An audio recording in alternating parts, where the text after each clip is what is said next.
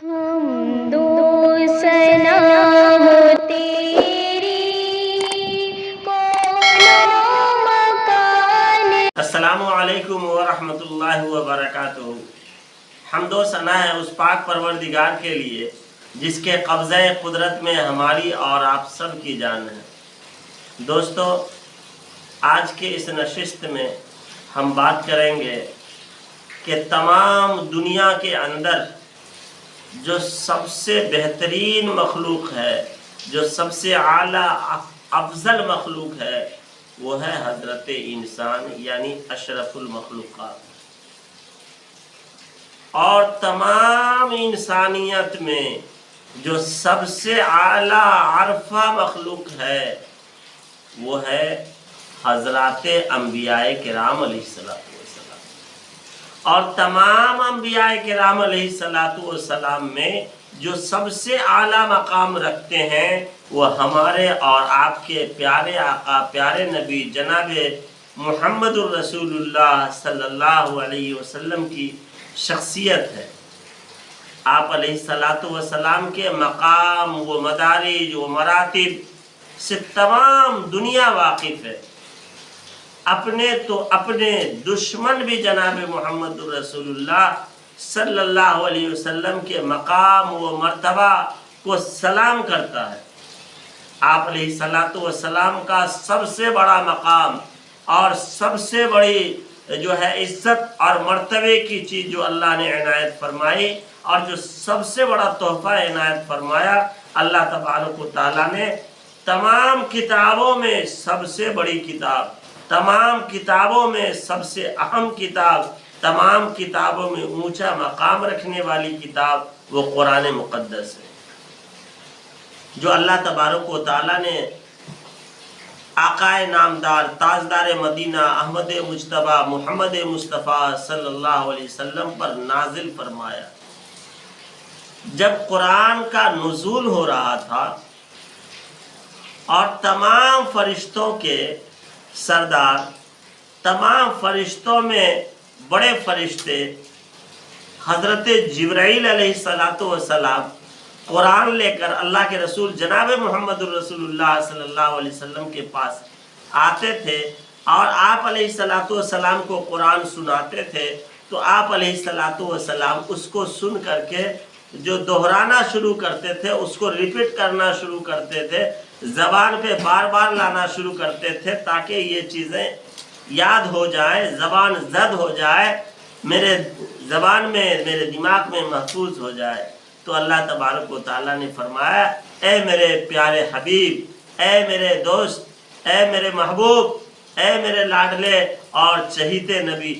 آپ کو مشقت کرنے کی ضرورت نہیں ہے، آپ کو پریشان ہونے کی ضرورت نہیں، ہم تو خود آپ کے دل میں، آپ کے دماغ میں، آپ کے اذہان میں، آپ کے قلوب میں ان آیتوں کو اتاریں گے، اس کے الفاظ کو اتاریں گے، ان کے معنی و مطالب کو اتاریں گے، ان کے تشریحات کو اتاریں گے اور خود بخود یہ محفوظ ہو جائیں گے آپ کے دل و دماغ میں۔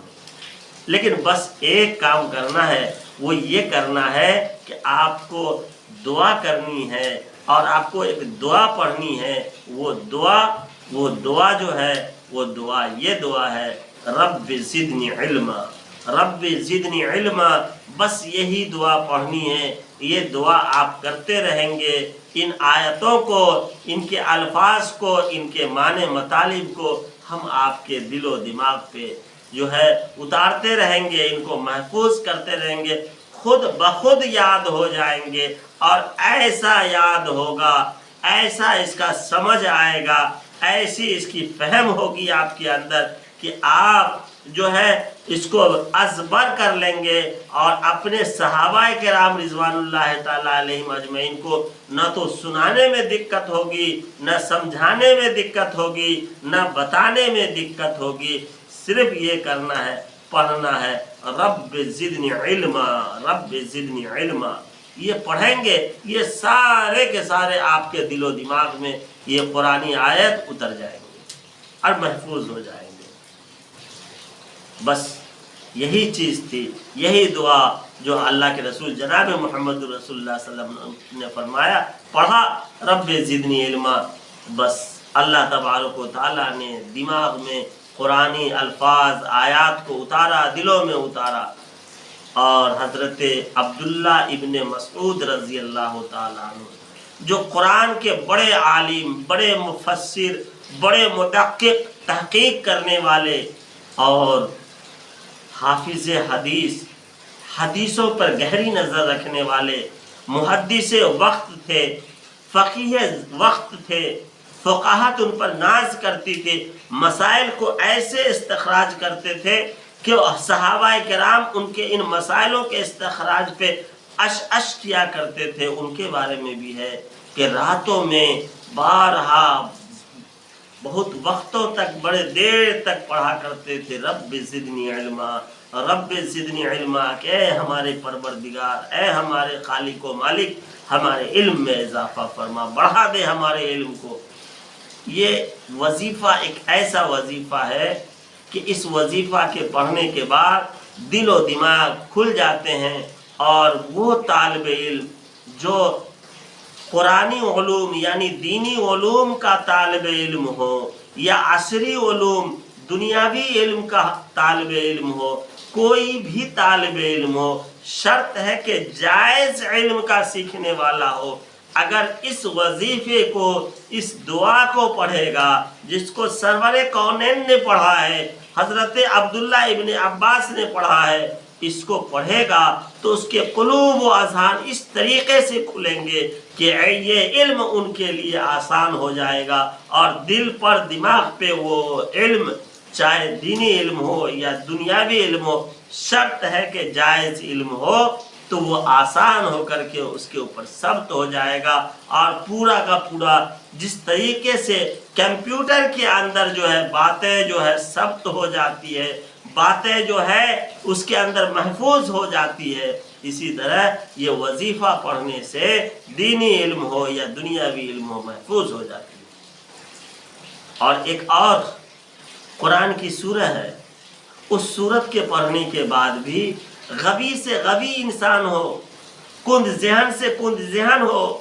جس کا حافظہ بالکل کمزور ہو، جن کو سوچنے، سمجھنے، یاد کرنے کا مادہ بالکل ختم ہو، کم ہو، یادداشتی نہیں ہو رہے ہو، چھوٹے بچے ہیں ان کو یاد کرا رہے ہیں، یاد نہیں ہو رہا، جوان ہو گئے یاد نہیں ہو رہا، اور ایسے بچے ہیں کہ ان کو یاد ہی نہیں ہو رہا، تو ان کے لیے اللہ تبارک و تعالیٰ کے قرآن مجید کی ایک سورت کو پڑھ لینے کے بعد ان کے حافظے میں وہ چیزیں محفوظ ہونے لگے گی۔ وہ سورہ ہے الم نشرح لک صدرک۔ اس کو پڑھیں گے کند ذہن بچے، غبی بچے، جن کا حافظہ، جن کی میموری بالکل کمزور ہے، یاد ہی نہیں ہو پا رہا، تو یہ سورہ کو پانی پہ دم کر کے پئیں، یا کلیجے میں دم کریں، یا کھانے پر دم کر کے کھانا کھائیں، یا کھجور یا بادام پر دم کر کے کھائیں، یا دودھ میں دم کر کے پئیں۔ انشاءاللہ العزیز ایسے بچوں کے لیے اللہ تبارک و تعالیٰ اس کے ذہن کو ایسے کھولے گا کہ وہ پڑھتا جائے گا، اس کے دل میں باتیں اترتی جائے گی، اور اس کے دماغ پہ وہ باتیں ثبت ہوتی جائیں گی۔ اور ایک اور ایسی دعا ہے جو جن بچوں کو کتاب سے انسیت نہیں ہوتی، پڑھنے لکھنے کی طرف رغبت نہیں ہوتی، پڑھنے لکھنے سے اس کے دل دماغ پہ اچاٹ ہو جاتا ہے، دور دور بھاگے بھاگے پھرتے ہیں، پڑھنا لکھنا ان کے لیے ایک بوجھل مشکل کام سمجھ میں آتا ہے، اور بڑا اکتاہٹ والا کام، بڑا پریشانی والا کام سمجھ میں آتا ہے کہ پڑھنا لکھنا یہ کام میرے بس کا نہیں ہے، یہ کام میرے لیے اچھا نہیں ہے، میرے لیے کام کاج کرنا، میرے لیے تفریح کرنا، گھومنا، فضولیات میں جانا یہ اچھا ہے، پڑھنا خراب ہے، رغبت نہیں ہوتی، دلچسپی نہیں ہوتی۔ ایسے بچوں کے لیے، ایسے طالب علم، ایسے اسٹوڈنٹ کے لیے ہے کہ وہ پڑھے یا حنان یا منان، روزانہ فجر کے بعد یا صبح میں جو ہے وہ پڑھے 111 مرتبہ، اور شام میں جو ہے مغرب کے بعد 111 مرتبہ پڑھے، یا دودھ میں دم کر کے سونے کے وقت یہ، یا حنان یا منان۔ کتاب سے عشق ہو جائے گی، کتاب سے محبت ہو جائے گی، پڑھنا لکھنا ہی اس کا شیوا بن جائے گا، بس شرط ہے کہ ان وظیفوں کو اپنی زندگی میں لائے۔ اللہ تبارک و تعالی ہمیں بہترین پڑھنے لکھنے والا بنائے، اور ہمارے قلوب و اذہان کو اللہ تبارک و تعالیٰ اپنی خصوصی رحمت سے کھول دے۔ اللہ ہمارا اور آپ سب کا حامی و ناصر ہو۔ السلام علیکم ورحمۃ اللہ وبرکاتہ۔